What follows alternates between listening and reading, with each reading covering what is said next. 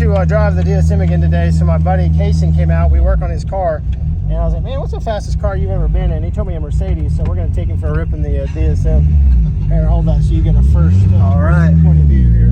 Yes, sir.